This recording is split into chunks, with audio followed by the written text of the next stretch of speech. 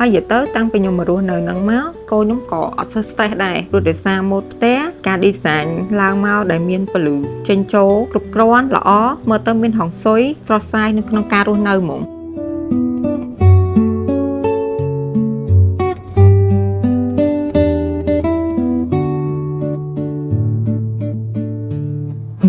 សួស្តីនាងខ្ញុំឈូចេងសម្ផស្សសប្តាហ៍ថ្ងៃខ្ញុំរស់នៅបូរីដូហ្វឡូរ៉ាប្រភេទផ្ទះ Twin A នៅគម្រោង Sentosa ខ្ញុំបានទិញផ្ទះ Villa Twin A ហ្នឹងនៅដើមឆ្នាំ2025ហើយក្នុងរយៈពេលដែលខ្ញុំចូលរស់នៅគឺ6ខែជាងសម្រាប់ខ្ញុំគិតថាផ្ទះគឺជាជម្រកមួយដ៏កក់ក្ដៅផ្ដល់នូវក្តីស្រឡាញ់ផាសុកភាពនិងបរិយាកាសល្អសម្រាប់ខ្ញុំដែលខ្ញុំមកជ្រើសរើសទីនេះពីមុនមកខ្ញុំធ្លាប់ដើរcheck បរិបទផ្សេងៗដើម្បីចង់ដឹងពីទំហំផ្ទះសំណង់បរិយាកាសរស់នៅនិងលក្ខខណ្ឌផ្សេងៗប៉ុន្តែចុងក្រោយធ្វើឲ្យខ្ញុំជ្រើសរើសបរិយាកាសរ៉ានេះដោយសារទី1តម្លៃផ្ទះល្អនៅលើទីផ្សារទី2គុណភាពសំណង់រឹងមាំហើយទី3មានទំហំផ្ទះធំនិងបន្ទប់គេងច្រើនហើយនិយាយទៅតាំងពីខ្ញុំមករស់នៅនឹងមកកូនខ្ញុំក៏អត់សូវ stress ដែរព្រោះដោយសារម៉ូដផ្ទះនិងការ design ឡើងមកដែលមានពលឺចេញចូល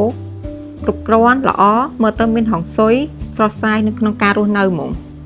ទី4និយាយទៅតាំងពីខ្ញុំមកនៅនេះមកខ្ញុំអត់ដែលចេញក្រៅទេព្រោះដោយសារទីនេះមានសាលទំនើបក្លឹបហាត់ប្រាណអាងហែលទឹកសួនច្បារ playground និយាយទៅនៅនេះស្រួលហ្មងហើយលើពីនឹងទៀតនៅនេះគេមានសហគមន៍លក់ម្ហូបអាហារនិយាយទៅគ្រាន់តែខ្ញុំតម្លាក់លេខផ្ទះលេខផ្លូវតែ5នាទីឯងគេជិះយកឲ្យដល់ផ្ទះហ្មងដល់អញ្ចឹងវាជួយសម្រួលខ្ញុំច្រើនណាព្រោះដោយសាររាល់ថ្ងៃនេះខ្ញុំមានកូនតូចអញ្ចឹងខ្ញុំមិនអាចចេញទៅក្រៅបានទេចុងក្រោយខ្ញុំគិតថាលុយកាក់អំបាក់រោអញ្ចឹងមុននឹងសម្រាប់ចិត្តទិញបរិយាណាមួយគួរតែចំណាយពេលទៅមើលគម្រោងនឹងផ្ទាល់ឲ្យដឹងពីបរិយាកាសការរស់នៅជាក់ស្ដែងហើយនឹងសំណង់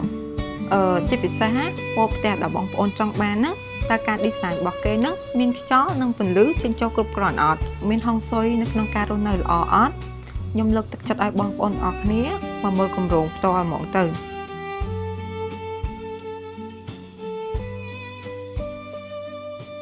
The Flora ប្រណិតភាពក្នុងការរស់នៅ